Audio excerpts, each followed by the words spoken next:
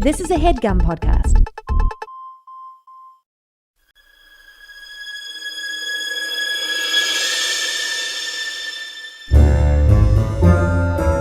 Oh, yeah. Welcome to A Funny Feeling Podcast. I'm Betsy Sidaro. And I'm Marcy Jarrow. This is a podcast where comedians tell us their paranormal experiences, and we listen to yours as well. Oh, yeah. And if you have one of these paranormal experiences that you want to share with us, please email it to us at funnyfeelingpod@gmail.com. Now get cozy. And prepare yourself to be scared silly. This is a Funny Feeling podcast. Betsy. Marcy. I'm so excited for our guest today. Dude, yeah, I'm so stoked. I truly am. First this time, rules. first time meeting, but big fan of his work. We have actor, writer, you've seen him on Schitt's Creek, and most recently Rutherford Falls, Dustin Milligan. Welcome. Wow. Hello. Hi. Welcome. Thank you so much for having me. Oh, excited too. I also love your hotel room. Very cool. Yeah. A lot of depth here, right? Yes. Like this, you're really, I was just noticing, I was like, this looks like some kind of very fancy modern. Yeah. Who knows what's going on in that spooky hallway? Ooh, we're going to see some shit behind you. Oh my God. Uh-oh. That would be a nightmare and the best thing for the podcast. Yeah. But you know what it looks like? It looks like the fake backgrounds that they have for Zoom. You know, like you can change your background. Like if you want to. Yeah. I always, every time I have like a Zoom thing, I'm always like, oh yeah, I keep meaning to have some ridiculous background like ready to go. And I just always forget. I don't even know how to do that. I'm so old now. It's too complicated. I mean, that was like the fun thing that back when we were like, this will be over anytime. And we were writing over Zoom to put like silly little things behind. I would like put my bosses, pictures of them that looked like they were like fawning over me. But then, of course, that brings on like the whole thing where nobody says anything about your background. You like put all this effort into it, and then no one acknowledges it at all. It's just like, that's embarrassing. And you're sitting there like, that's yeah. You gotta say something. Become the worst version of yourself. You're like, I need attention. I had one with a bunch of butts and like just a bunch of big 80s butts, long like 80s like butts. poster butts, yeah. Yeah, and I forgot I had it on there, and I like popped on for a family Zoom, and all of my nieces were like, "What is that?" I was like, "Oh, sorry, it was sorry, it was butts, sorry, Too many butts." Well, we're gonna get into it. I'm gonna ask you, Dustin, the question that I ask everybody: do you like butts? Honestly, that I was gonna say, like, send me that background. I'll take a butt background for sure. Okay. Yeah. Send that background. But Sending it. what, if anything, do you believe about the paranormal? I think the paranormal, it's such a huge umbrella that all of that, that it's such a huge thing. But I think I am pretty much top to bottom. I believe in almost all of it, or rather, I am open to any of it being true. That all of it, like, you know what I mean? Like, show me what you got. I'm happy to receive the evidence and see. I think there's in like the psychic realm, I'm very skeptical of charlatans and people. I'm very much, but I also believe that there's a lot of that is very possible and very true. Yeah. I think all of it. But I think also like sci-fi stuff. So like aliens and just sort of the possibilities of, our interpretations of spirits and ghosts and the paranormal, just beings, having some scientific reasoning behind it, all that kind of stuff. I'm right into all of that. Yeah. Yes. It feels like we're on the verge of having like scientists explain what they believe these. Like they have to. Like we basically have aliens wandering all around the planet. So like they have to. They have to start talking about it. Well, and they have, right? They keep on. It keeps on just being downplayed because the world is on fire. But they've come out and just been like, all right, so like the Air Force has been like, here's official footage. We don't know what this is. Like here's these objects moving around, and you know that they've had this info for so long. Yes. If ancient aliens taught us anything, the government knows because they got it. They got the binders. They're just waiting to show us. Yeah. I definitely think that all that is because they have been kind of. It feels like they're almost like priming us for like the big reveal in a way, you know? Yes. Or for it to be so casual that they're kind of like, oh yeah, and because it can't be a new thing. It has to have been going on forever. So it's like, well, we don't know what they're gonna do. Also, I was just thinking, like, surely, like, aliens probably don't get into the nuance of politics, but they have to come here and be like, this is trash. This is all this is trash. Yeah. Literally. No, but, absolutely, and it feels like. I mean, that's something that's been with the alien visitation for the longest time that people have been talking about. Like, it's almost like a tourist thing, or it's like they're researching, what is going wrong with us, what or not to do.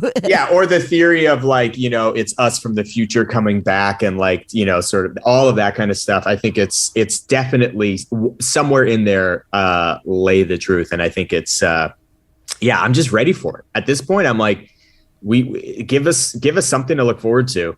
At least then, if it was us from the future, we would know that there's some hope. Whoa, yeah. Yeah, that somebody survived. Not necessarily anyone we know, but that somebody did. Yeah, exactly. Somebody did. Yeah. Smart enough to figure out how to come back here, I guess.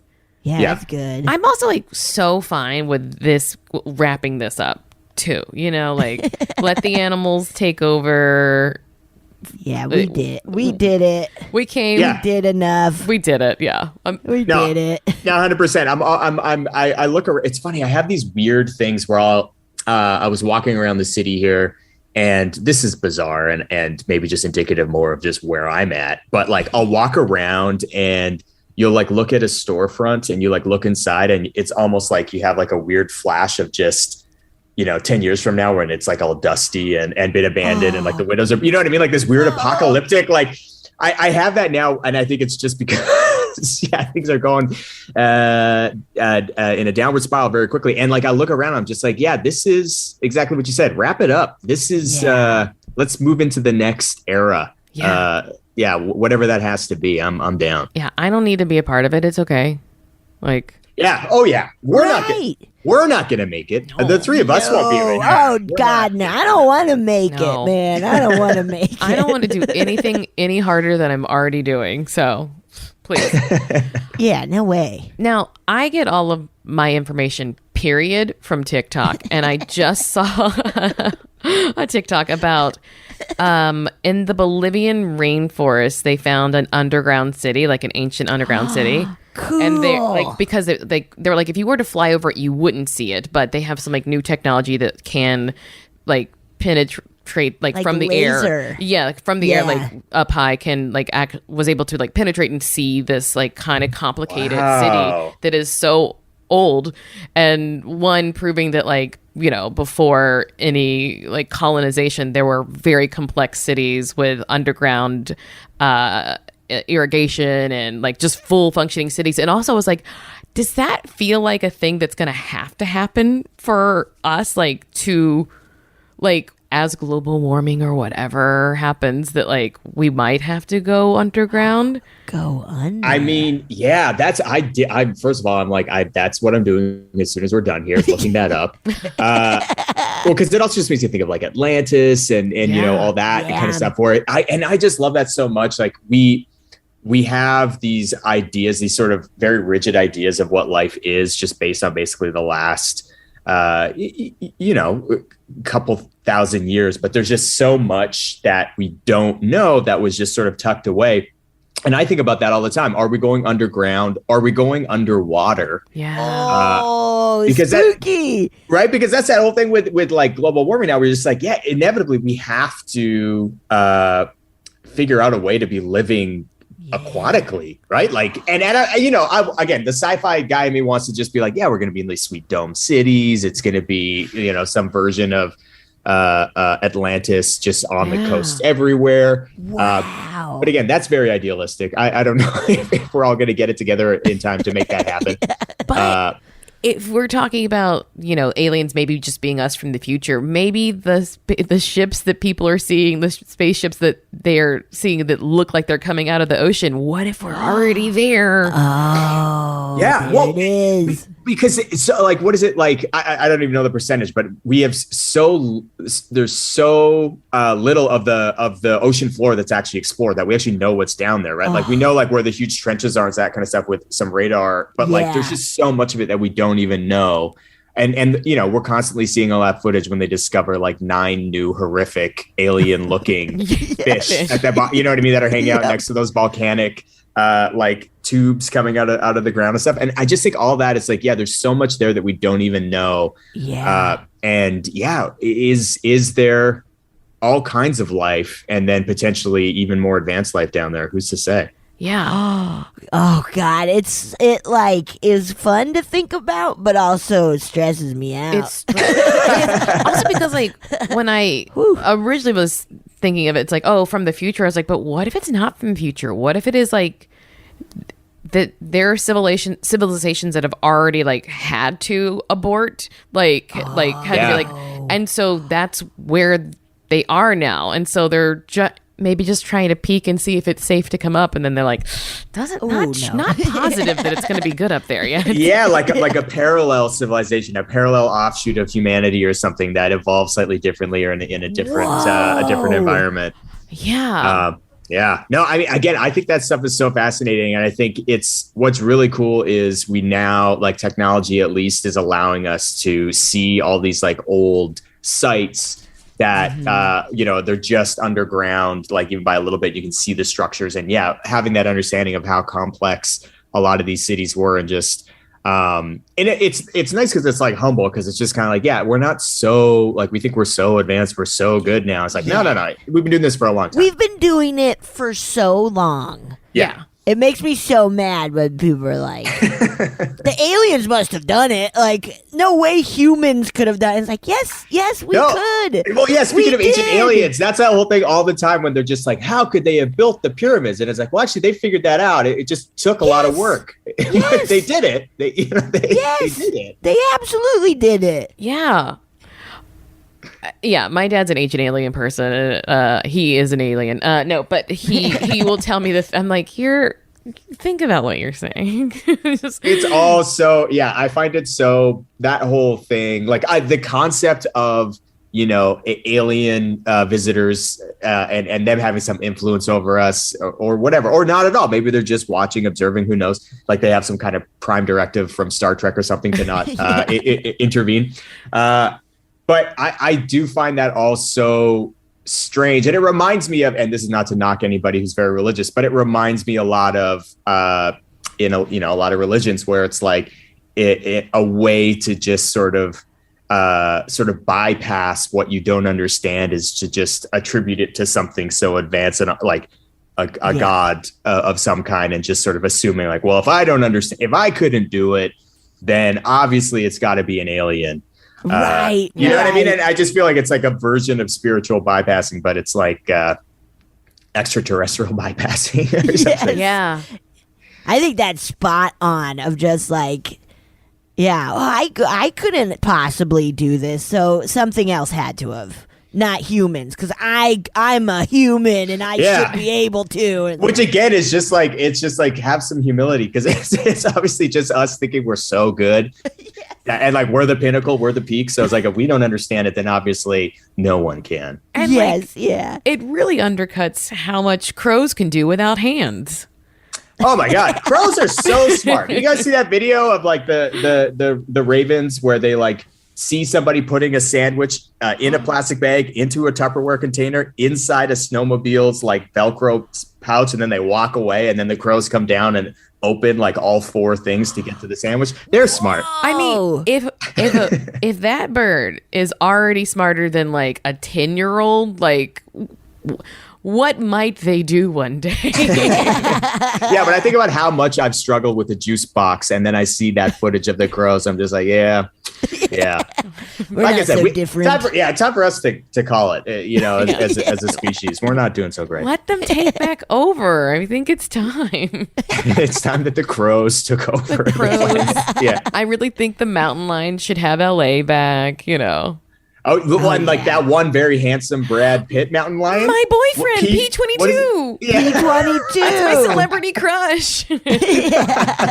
Your hall pass. Yeah, he's a hunk. And that was let so funny. him run Los Angeles. When I saw that, I was just like, wow, this city, like everything just has to, it like how they Hollywoodized this like poor animal just trying to survive. They're like, you know what? He's, we're tracking him, and he's obviously struggling in this environment, but in a sexy way. Yeah, I would say he's more a Clooney than a Brad Pitt, because he's like a confirmed bachelor, and he hasn't mated. But oh god, yeah, poor P22. He's doing great though. He's 11 years old, and he's still getting around, and that's on the longer end of his life expectancy. So Really? No, just signed with CAA. yeah, it's never too late, guys. Yeah. Yeah, never give up. Never give up. Never give up on your dreams, especially if you're a mountain lion. Yeah. So would you say that when it comes to the paranormal, your fascination or your interest is like maybe more into that, like you said, the science fiction alien stuff rather than ghosty things? I think so. I grew up in northern Canada, like the subarctic of Canada. So in a pretty like isolated area. It's like an 18-20 hour drive to the nearest big city for us. Wow. And there was also like growing up, not only my dad was very much into sci-fi and also just science. Like he himself was big into physics and was always trying to like teach us like rudimentary quantum mechanics. And it was just, like just all kinds of, trying. And then like we were too dumb and we're like, let's just watch Ancient Aliens. But that was something where that was a huge part of my upbringing, was, encouraging us to think beyond what we can understand, beyond what was just around us. And then also where I grew up, there's a huge indigenous population. So there was also a lot of stories and just sort of a lot of that culture that was coming in as well as we were growing up. So there was a lot of really cool, just in general, like a lot of talk about spirits and the unknown and just sort of like what you don't understand. And then combining that with space and, some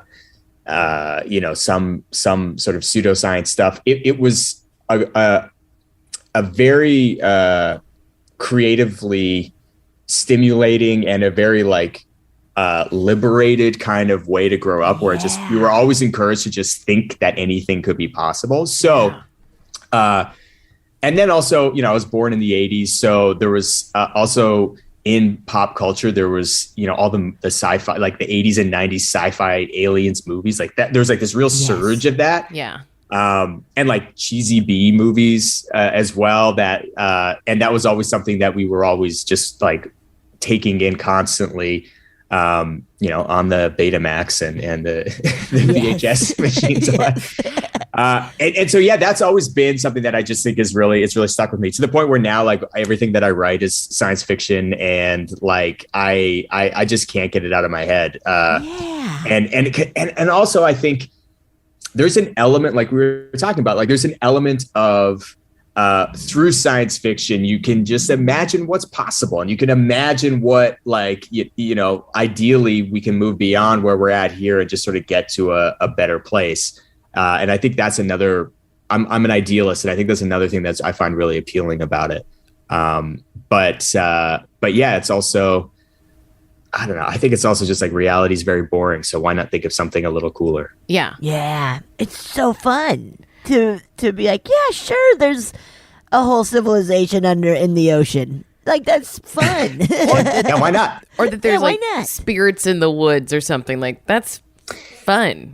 Yeah, no, and it is, and then too, like the overlap. I think what's really interesting now is like looking at the overlap of spirituality and science, and how more and more now you have scientists just talking about like, look, this is not set in stone what we know now. This is just what we understand. And especially like when it comes to stuff in the brain, like we understand so little.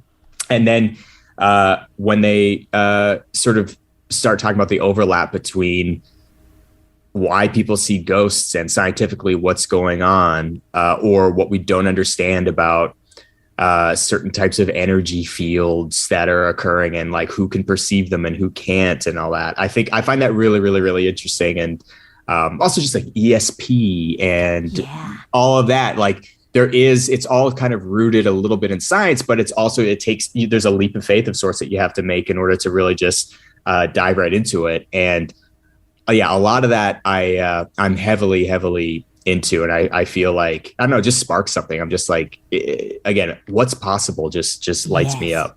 Yeah. Yeah. Also, I got very scared when you said where you grew up. That's too far away from other cities. That's so far away from things. It's I still, to this day, I get anxiety when I drive through like a really small town.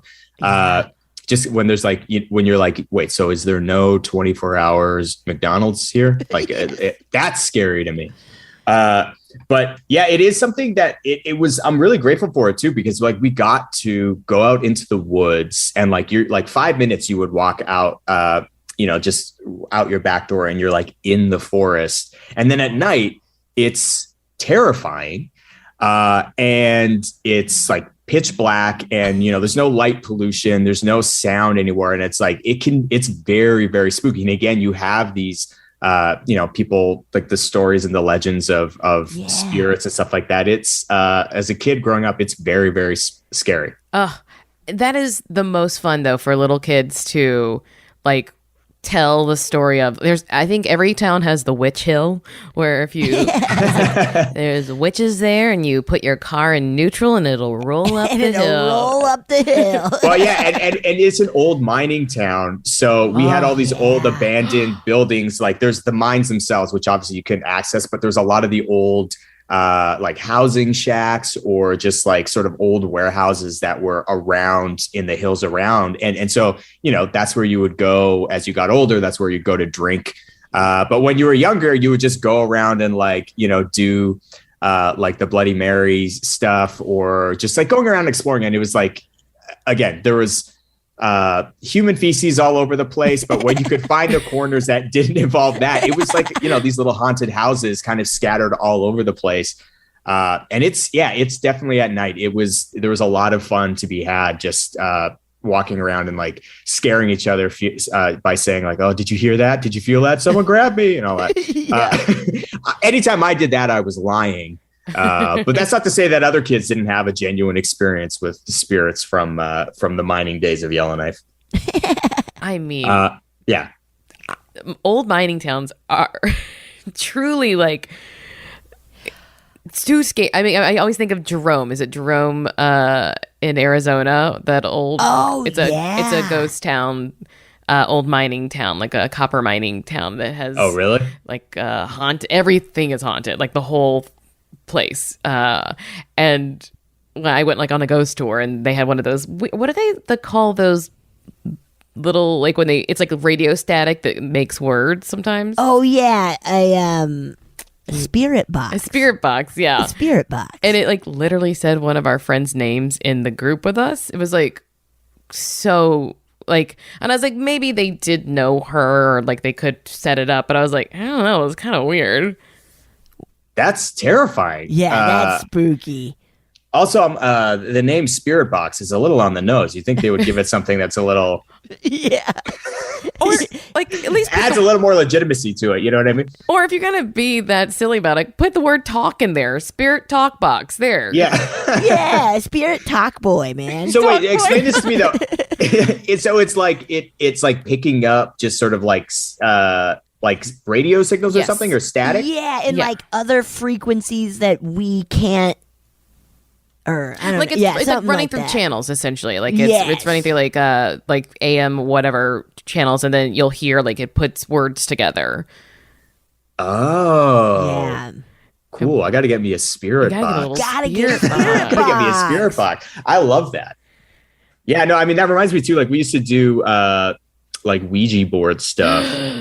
I don't know if you guys ever do Ouija. No, I'm too I scared. did once. I did I'm once. too scared. It's too scary. It is scary. It is. And so we had it one time where I was with three, like my sister and me and one other friend, and it was just, you're always kind of like, who's moving it? You're moving it. Yeah.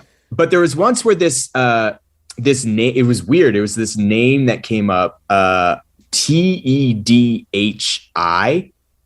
So either it was like Ted High or like Teddy, I don't know, some weird thing, but that name came up, and it was like, we didn't think much of it because I was convinced one of my friends, like you asked, like, who are we talking to? And that name came up. Yeah. And we're like, I was convinced one of my friends or my older sister did that. And then about a year and a half later, though, in a different house with different people, that same name came up again. Oh, Which was really weird. And again, I actually wasn't moving it. Like I actually wasn't doing it. So it's like, there's no way that my sister could have communicated this to any of my friends. But I remember that very specifically. That was like one of many sort of strange, personal kind of encounters with the spirit realm, if you will, that I had growing up. And probably the first one, because I was like maybe 7 or 8 when that happened. So pretty young. But I always remember that it was like this, it's like this, the idea too, that a spirit could be with you, could be following you around, not just like, because we always think about like a haunted house, and it's like, oh, because like they were murdered in that house, Right. and they're like stuck there in that realm. But there's also because it could all just be made up. So why not also think about like they follow people specifically in that energy? Because I also think like with our own loved ones, it would make sense if we would want to imagine that they would be following us too. yeah.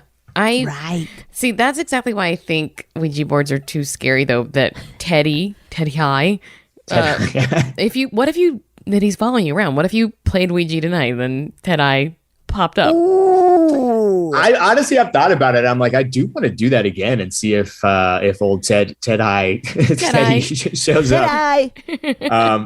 Because I also think sometimes I think about like it's not so much about the power of Ouija, but also you have a group of people who are intent on communicating. So if a spirit is trying to communicate with you, they would not so much use this board, like the board has any power, but rather it's just you have 3 people who are like basically being like, we're ready to be communicated with. So they would maybe use that opportunity. Right. Where it's like, okay, here's my door. Yeah. It's open. I'm going. No, it's I actually forgotten about that till right now, but that was probably like the first, you always hear like bumps in the night and stuff like that. And that was one of the first times though that I distinctly remember like, oh, this feels like it's something specific, like an actual specific energy. Yeah. Whoa. I wonder, because you are an actor and you travel a lot, have you like had to stay or be like work take you to a place it's like, this is fucked up, this is a haunted fucked up place? There's been a couple times where I've stayed. Well, so once I for like a convention for like a horror series that I was on one episode of Supernatural, and people are rabid fans. Yeah. Like Yeah. Supernatural fans are like the SPN family. Yes. Yeah, they're Whoa. And so I did one episode of that, and they took the cast of that one episode and they brought us over to York, England, which is apparently the most haunted city in the world.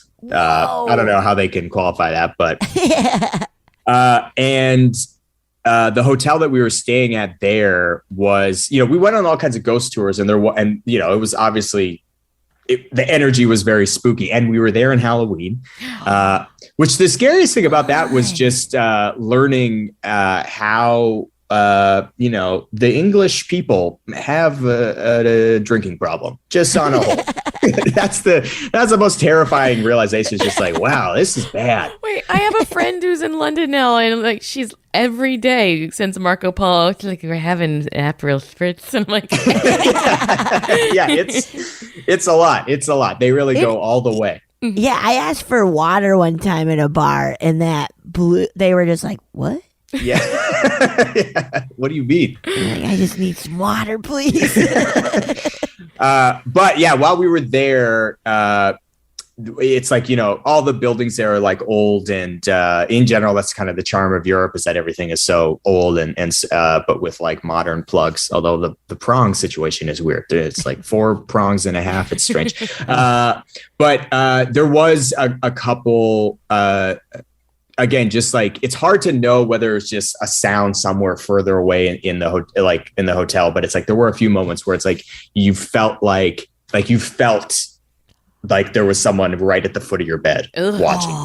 And it's like I'm always that person too, where I try to, instead of like staying hidden when I get that feeling, and I get that feeling a lot, I try to just look. Like I try to just sort of, I don't know, partly to prove that there isn't actually something there, but also just, I think as I've gotten older too, and just trying to, in a way, explore if there is a spirit realm, like to see if maybe there is something there. You know what I mean? At the same time, it's like there's a childhood protective thing of like, I need to make sure that I'm not in danger. But then there's also the curious part of you that's like, is there actually someone there?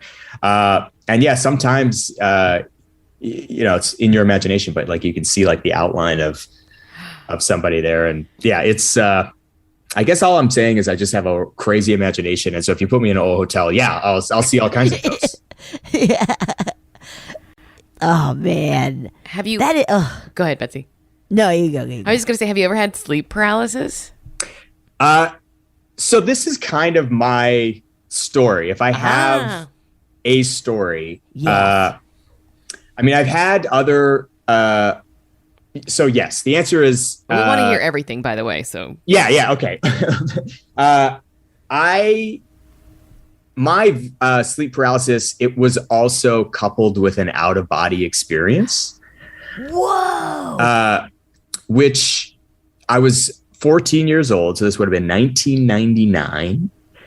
And it was this strangest thing where, and also weirdly too, it almost felt like, because I know this is something that's very common when people have alien abductions, they experience sleep paralysis and they can't move, and then the abduction occurs, or visitation with aliens. I felt like it's almost like I was having a dream of sorts about some other like presence in my room. Like it felt, and I didn't know if it was like an alien thing or not, but it felt like there was this other presence kind of calling to me, like not a verbal thing. I didn't hear a voice, but it just felt like I was being like drawn, and you're in that sort of in between sleep state. And then all of a sudden the sound, like, you know how you can like hear the pillow rustling again, you can hear that sound. All of a sudden that sound became deafening. It was almost like that was it's like I was right next to like a crashing ocean. Every time I would even move in the slightest way, it would just be so loud, to the point that then I would stop moving. This is before I actually was frozen, to the point where I would stop moving, and then it's like I could hear dust like whooshing by my ears. Yeah, it was terrifying. Like I didn't understand what was happening, and it felt like at the time, again, like there was some kind of presence like with me that was like trying to like draw me out, or like do something, you know what I mean? It's hard to describe. But then So that was happening. And then all of a sudden I didn't hear anything. It just was like, so loud for like 3 minutes or what felt like 30, but I'm sure it was just like a brief period of time. And then all of a sudden it was just like, and I couldn't hear anything. And then I could not move. I couldn't move at all out of my bed. And it reminded me at the time of, is it Tom Sawyer with like the little people that were like, you know that thing where they're like holding him down with ropes, like all over his body? Is it not? Not Tom Sawyer. No. Gulliver's Travel. Yes. And Ted so Danson. It's Ted Danson, right? Yeah, was it Ted playing? And that's what it felt like. And that's where like the alien thing came in, where it almost felt like there was like these like little like invisible kind of like, I don't know if it was like hands or whatever, but we're like just slowly like creating these like little ties around my whole body to the point where I could not move at all. But again, I felt like this presence now, like almost physically like pulling on me. And again, no sound. And I just couldn't move. I was panicking. Like I was like my breathing, if I could, it would have been like going crazy. But again, it was like this strange, you're kind of in this weird in-between state where you're being pushed down on, like you're being like pressed and held down. So it's like, I couldn't even breathe as much as I wanted to. You almost feel like you start choking. And then all of a sudden I'm up in the top corner of my room, looking down at myself, like 6 feet in the air in the back corner of my room, looking down at myself and fully having an out of body experience. And it weirdly at that moment, the terror went away and you're kind of just like, it's like, you're just in such like, it's such a shocking, and also like, you're kind of just in awe of what's happening. You're just like, oh my God, like this, I don't know. You're not really articulating anything. It's all happening. So, so quickly. And then, so I started though, I was like trying to move towards my body, and right at, so it's like right at the head of my bed was a window. And instead I went out the window, and we were on the 3rd floor of this apartment building. And so I'm like fully now 40 feet in the air, floating out over onto my street. What? This is so nuts. Ooh, I got chills. It was something where at that point I started getting scared, because at that point it's like, I'm not just kind of in my room, kind of in the safety of that. At that point, I'm like, am I leaving forever? Like, what's going on? And I start getting scared. So I start essentially trying to like will myself back into my bed.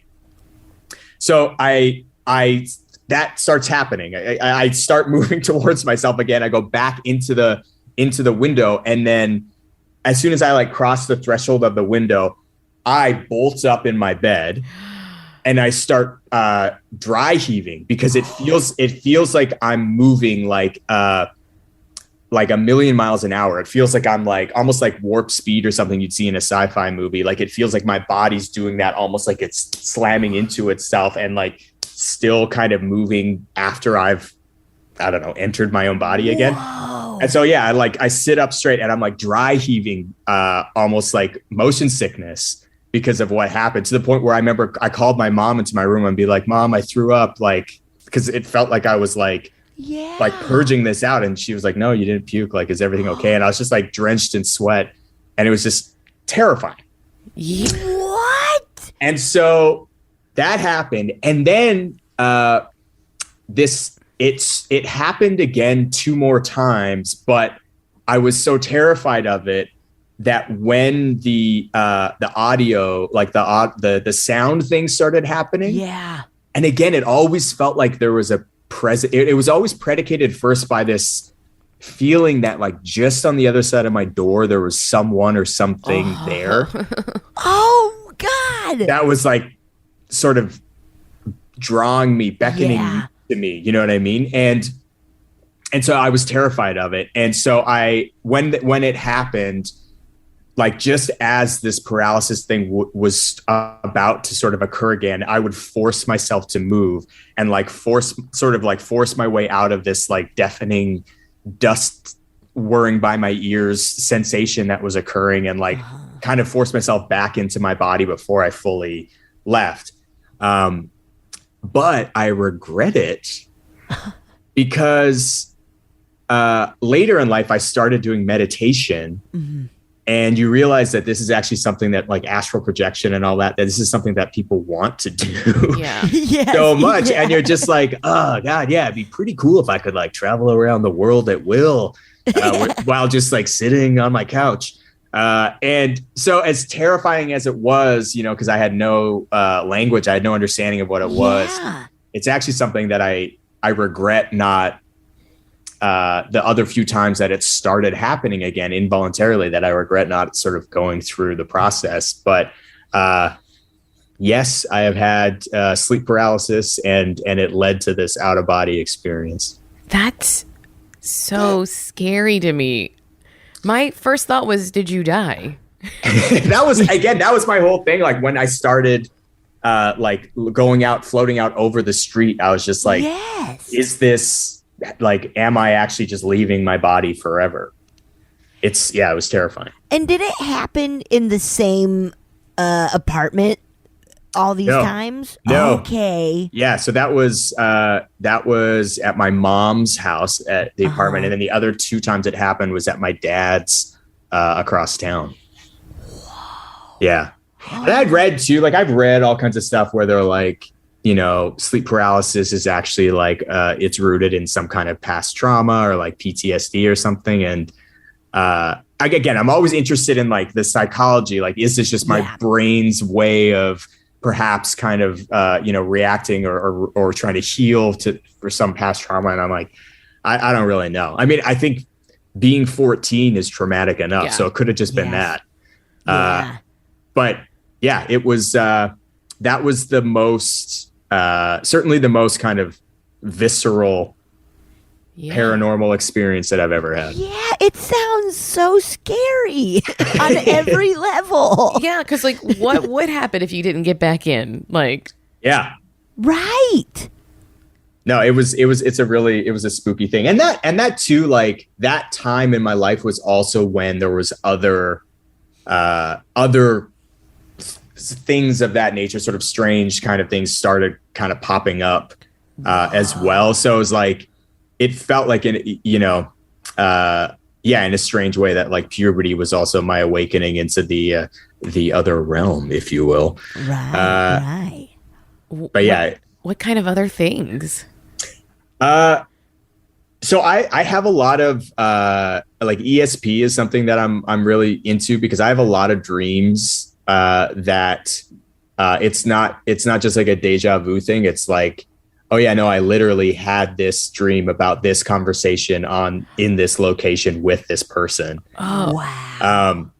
I have that quite a bit, but the first time that it happened, that was the most sort of impactful. I was 10, and my dad, he worked at what's called a fire tower in like the northern Canadian forest, where it's like you have these national parks, and in order to make sure that when there's a lightning strike, a fire doesn't spread, every 100 miles they have these 100-foot towers that just sort of like shoot up in the middle of the woods, and you know they're kind of scattered all throughout this park, and over radio you go up there, and throughout the day you sort of watch for smoke, and you radio to the other towers and say, do you see that? And then they bring in the planes to like douse out the fires and stuff. So my dad worked at one of these, and at the base of these towers in sort of the middle of nowhere in Alberta, in this forest, there's also like a cabin that you can stay in. And so I stayed with him at one of these for like a month, and it was the first night that I was there. And I just arrived by helicopter, which is pretty cool. That's so cool. That's spooky, just in a way. The helicopters are spooky, but just to drop you off in the middle of nowhere. Yeah, it really is. And it was a cool thing. Cause I was at 12, Yeah, I was 12 at that time. And so in these cabins, it's like, you know, throughout the years, all kinds of different people and maybe their families stay in these cabins. And so this is a super small, like 1-bedroom cabin with a little kitchen. And then there's a little office. And there's this desk that was in this office with like, you know, a couple, my dad set up his computer there. And then in the drawers, there's like a couple pencils and just like whatever in this desk. But I hadn't explored that yet. I just basically arrived, we ate dinner, and I went to bed. And that night I had a dream about zoo animals, but they were 2-dimensional. So like it was just like this weird like flatland dream of these just flat animals that didn't have a lot of discerning characteristics other than their shape. And again, it was, I specifically remember that they weren't 3D. It was like 2-dimensional. And the very next day I go into this office where this desk is, and I open up one of the drawers, and in it, underneath some like coloring books that some other kid must have had when they were staying there with their parents, was one of those little plastic tracer things, you know, like when a kid, like you would like just trace shapes and stuff. Yeah. And it was all those zoo animals that I dreamed about the night before. What? Yeah. Oh, what? And it was such a, like, I remember just picking it up and the sensation of just like knowing, because I just had woken up from that dream like 4 hours ago. So it's like, it was so fresh in my mind, and just seeing the exact animals that I had dreamed of, the elephant, the snake, the flamingo, you know what I mean? Like there's just like specific things that you see. And it was just such a strange thing to know. Like I saw this last night. I saw this before I actually held it and saw it.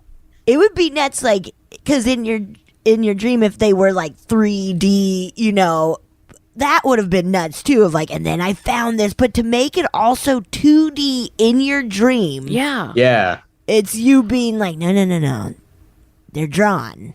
It's so that's so crazy. And what's even crazier is like when you. Like, we want to think everything is like it means something, right? Like, what does that mean? But it's like, I don't know that, like, you're like, it doesn't mean anything. It's just a weird, my brain is doing this. Yes. And that was the thing that stuck with me, was that exact thought, was just like, this doesn't, like, you know, I'm also only 12. So not that I'm really thinking that deeply about anything anyway, but that's what stuck with me, was just, this was only about like knowing that this happens, or this can happen with me. Because I've had, you know, we've all had deja vu, and I'd had, you know, growing up, like you feel like something's familiar and that you might have dreamed it before. But this was the first time where it was like, I was holding the thing. I was holding the evidence, if you will. Yep. That this was something that I didn't know if it was going to happen again, but it was kind of like, this is evidence that this is something that my brain can do. Yeah. And since then, it's happened a lot. Like, and again, it's gotten a bit more complex, and it would be a conversation, or it'll be a specific setting. And it is now gotten to the point where I'll wake up sometimes, and my wife and I, we often like tell each other what we dreamed of, if we remember, and I'll tell her, and I'll be like, I can now, when I have certain moments in a dream, I can kind of tell, I'm like, this will probably be, because it has a slightly different quality to it, where I'm just like, and it's almost like it has that kind of normal everyday quality to it, where it's not something important. It's not some big message. It's more just like, yeah, it was weird that it was so specific in its details and in setting, and yet so normal and sort of nondescript in kind of what occurred. And that's usually the tip off for me, that I'm like, yeah, this probably will be something that I will experience in real life. Wow. Have you ever thought of trying to hone it? Not really. I don't have the time for that shit. I mean, it's like, too much other stuff on my plate. Well, because I tried meditation for a while, and transcendental meditation, and that was, you know, for a lot of reasons I tried it. And then when I discovered the link between that and the out of body experience stuff and astral projection, I was like, oh, do I want to do this? And I'm like, no, I don't want to like commit my life to this. Right. No, absolutely Because not. it does feel like you have to commit.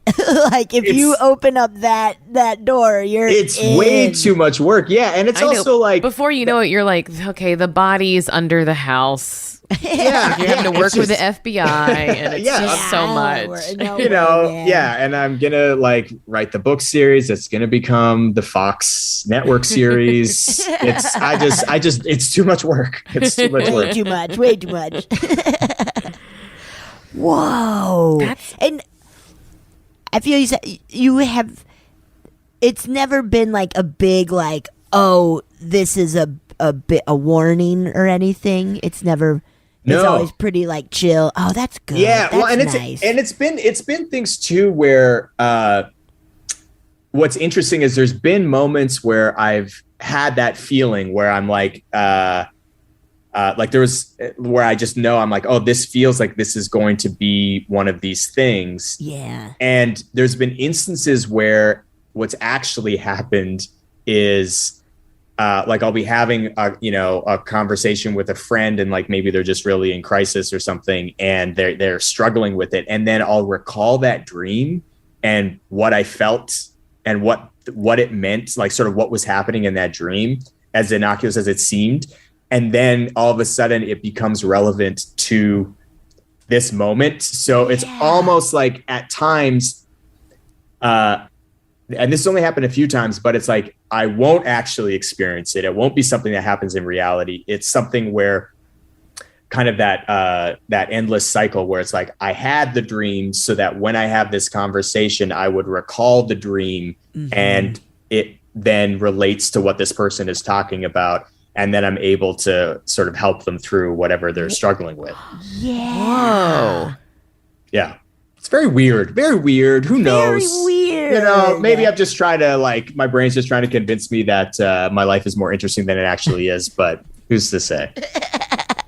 I mean, I don't know. I'm not having psychic dreams about my friends' complaints. So, oh man, these are like Wow. very cool. I don't want to interrupt if you got more, but if you have time, we could listen to a listener story. I'd love to. All right, I'm gonna pull one up then. Hi, Betsy and Marcy. This is Winona. I hope you ladies are doing well. I wanted to share another story that I have. This one happened some years back while I was working as a behavior therapist for children with autism.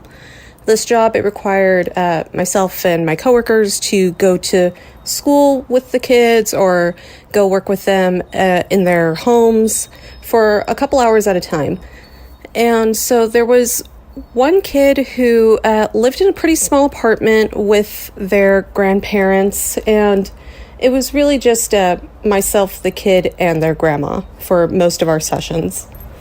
And it was a pretty normal day. We were doing some of our regular lessons, and I think we had just finished doing some practice skills, and so I let the kid go and play for a little bit while I wrote down my notes. So we're both sitting on the floor. The kid is just a little bit away from me. Their grandma says that she's going to go clean something up in the bedroom while we're playing together. So grandma leaves. We're both in the living room, sitting next to each other, and I don't know why, because I didn't hear anything, and I really had no reason to look away from my notepad. But for some reason, I looked up towards the hallway that leads to their bedroom, and there is the ugliest, most terrifying face I've ever seen looking right back at me. This thing, and I can only see the face and a little bit of the neck, and it's just curved up kind of like a snake. The neck doesn't look right. It looks kind of rubbery with how it's positioned. And this face is like powdery, pasty white, like a cheap Halloween mask. Like I can see the texture and like the lumpiness of its skin, and it kind of the best way I could describe it is like when Beetlejuice looks like turns into a snake in the movie to scare Lydia and her family. It looks like that, of like that powdery white face, nasty looking skin, and these teeth that are long and sharp like fish bones, and there's too many teeth in its mouth. And the face is just this huge smile, and it has these big yellow snake-like eyes, and it's just looking down at me and the kid, and it's just smiling at us. And I'm frozen, and I don't know why I thought this.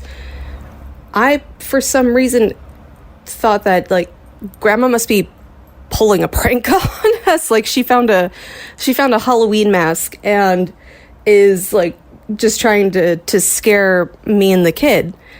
And this face just slowly, without breaking eye contact, slowly pulls back and just retreats into the hallway.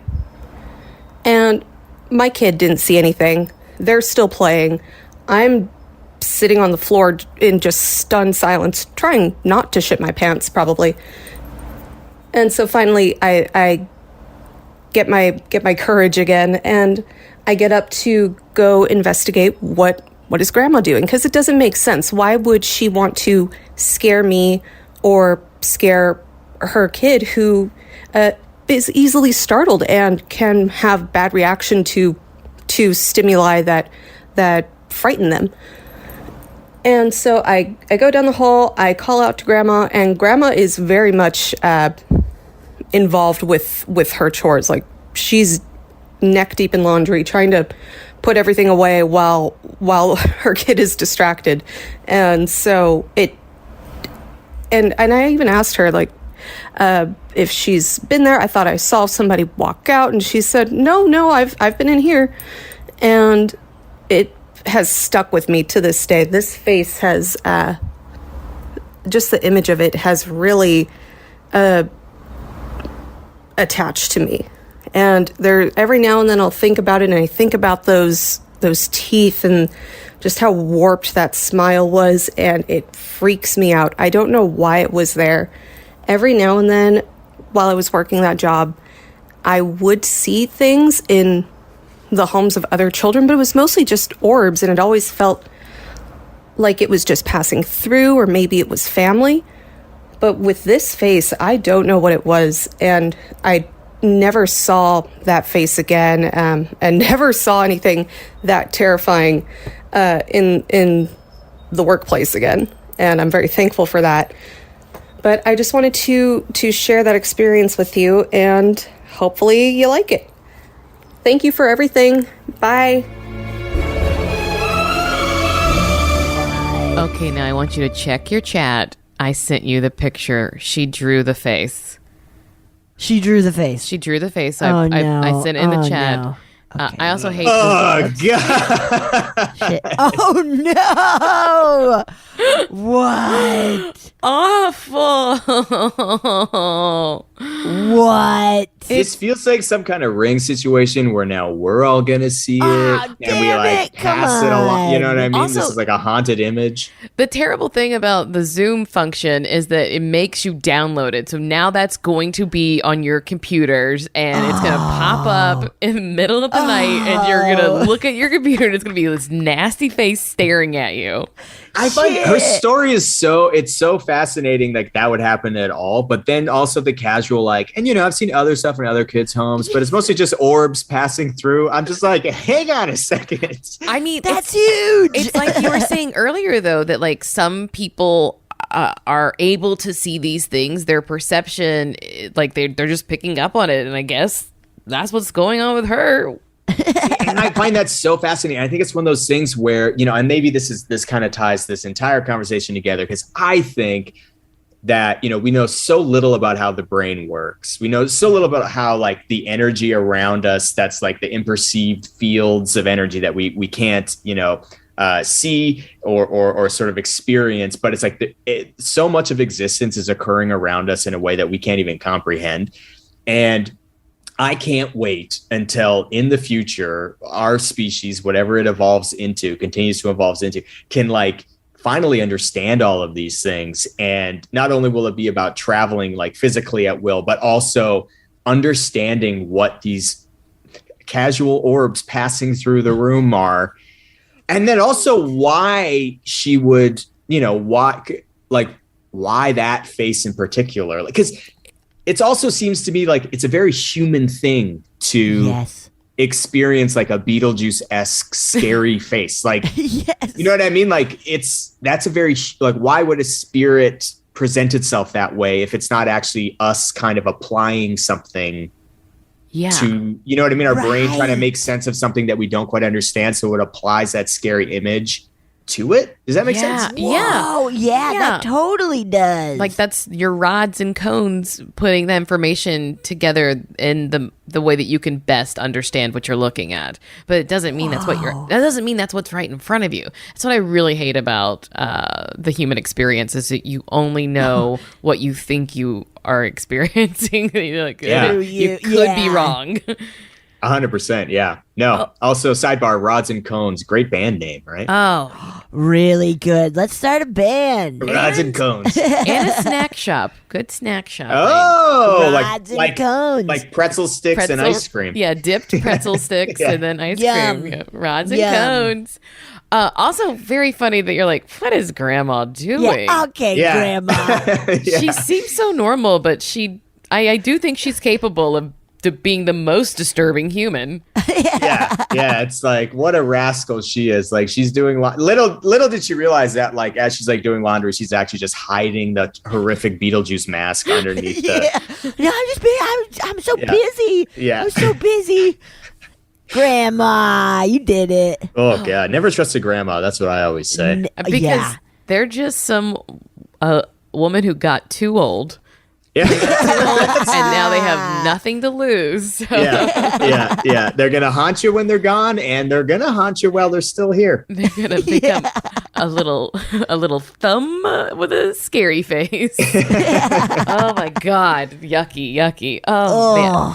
Dustin, this has been so fun. Yeah, thank you so much. Thank you for allowing me. This is the first time I've ever talked about this weird thing that happened to me publicly. So thank you for giving me that platform. Oh, anytime. And when it happens again, let us know. Yeah, absolutely. Yeah. What if you like tonight? You're like, God, Tedhi came back, and I was Tedhi, and I flew around. I mean, that's the thing.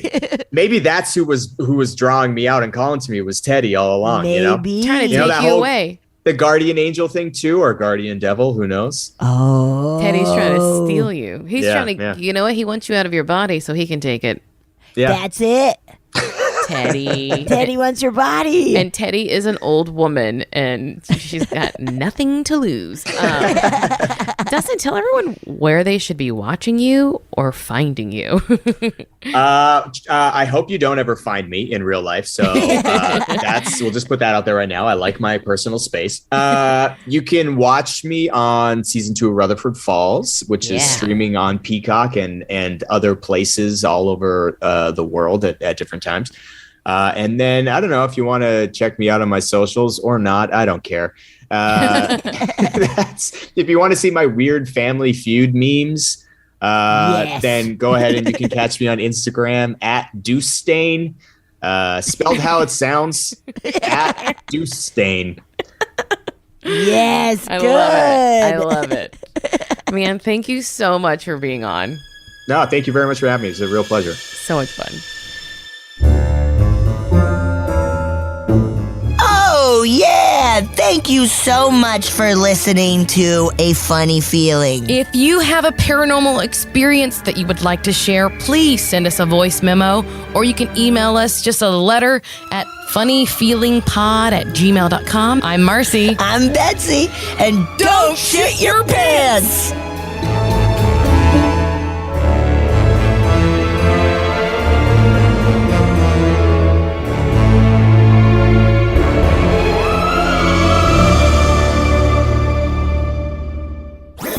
That was a HeadGum podcast.